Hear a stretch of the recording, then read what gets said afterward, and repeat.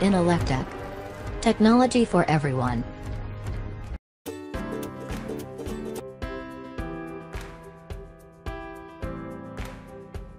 Hello guys, welcome back to our channel. This is our new device, monoblock pump controller. Like I shared you guys in last video about automatic pump controller, which is used to control your water supply, and this device monoblock pump controller is also used for water management but for municipal water supply. So there's no much difference in both the devices. In automatic pump controller, you will place the sensors into your water tank, but here in this device you will place the sensors into your tank along with J3 sensor, which will be placed in your municipal water pipeline.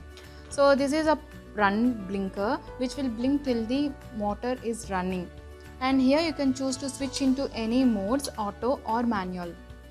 And these are the sensors we used in this monoblock pump controller. The green wire in place, J1 sensor, which will be placed at the top of the tank, which is used to sense the water at the top of the tank and stops the monoblock pump controller soon the water touches J1 sensor. And the red wire implies J2 sensor, which will be placed in the middle of the tank and instructs the pump controller if water is less than this J2 sensor.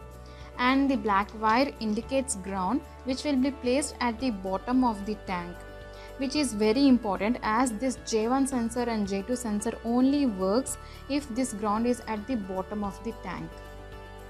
And this is J3 sensor, which will be placed in your municipal pipeline, which is a flow sensor. It senses the water for 55 seconds. If there is no water flow for more than 55 seconds, it automatically stops the motor.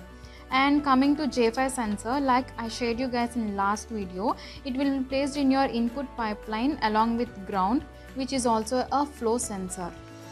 And so now let me explain you more briefly how it works when it is in auto mode and manual mode. When you choose to switch into auto mode, the motor starts automatically when the water is less than J2 sensor and stops automatically when the water touches J1 sensor.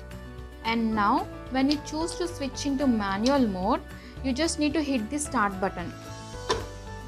And now the motor starts running when the water is less than J1 sensor and stops automatically when the water touches J1 sensor.